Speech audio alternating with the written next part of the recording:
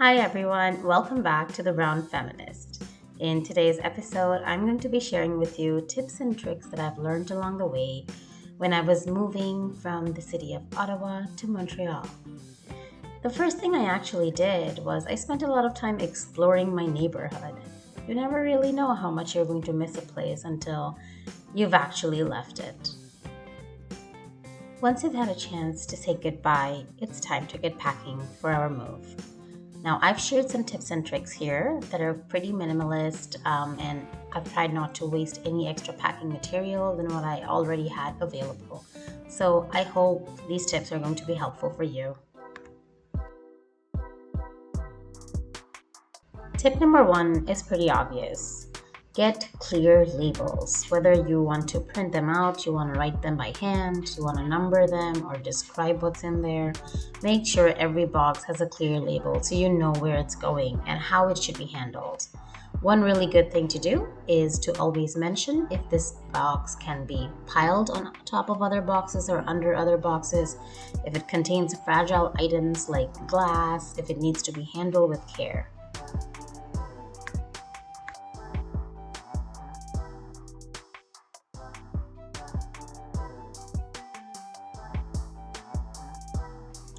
I also like to color code my boxes by using some colored tape that I have at home, and that helps me determine which room this box will end up in. If you want, you can make a little cheat code for if you have movers. In my case, I didn't hire movers, I just had friends and family help me out. So everyone knew that green boxes were going to the living room, boxes with purple tape were going to the bathroom, and so on.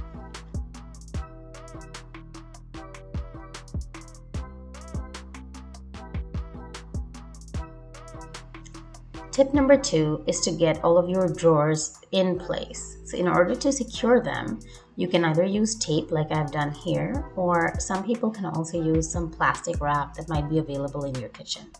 Now, I did that for one set of drawers that I was moving, but not for all of them, because frankly, this does use a whole lot of plastic, and that's not good for the environment. So if you can do it just by using thick tape and just taping the drawers shut along the way, that should be sufficient in most cases. Tip number 3 is going to come in very handy if you're lifting the boxes yourself. Whenever you're packing a particularly large or medium-sized box, try to make sure that at least part of it is filled with lighter items and part of it is filled with heavier items. Having a box jam-packed with your heavy electronics or glassware is going to make it very difficult to move. On the other hand, having a box entirely full of fluffy light things is going to feel like a waste of space. So the trick is balance. Tip number 4 is to pack your sharp objects in a clear bag first and then start layering it on the outside. This way, when you are pulling things out, you always know that there are sharp objects inside and you can't just stick your hands in there.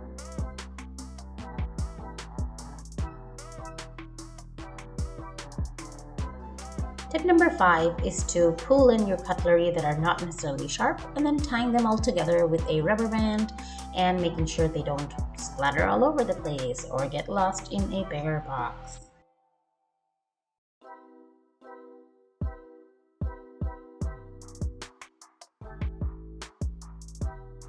Tip number 6 is to use existing items that you have at home to wrap around your glassware.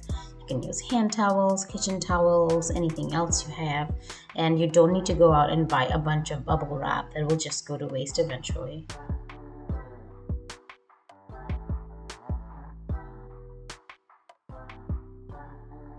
Here I've also used some extra bed sheets and pillow covers in order to do layers in between things that might be breakable.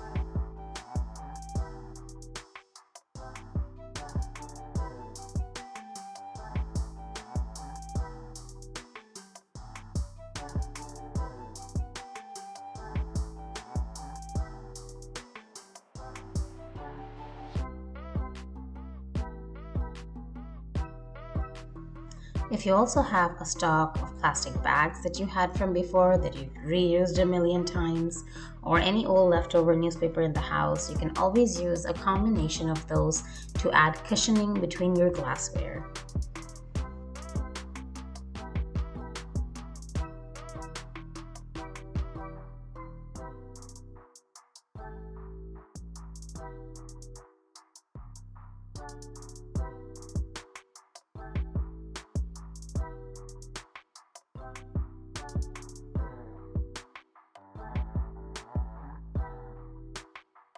Any kind of existing boxes you might have at home to put all of your kitchen items in so they can stay together. Now, this is more helpful if you're actually moving in a car rather than a truck. And if you do use things like this, you should put a sign that says it needs to stay standing up.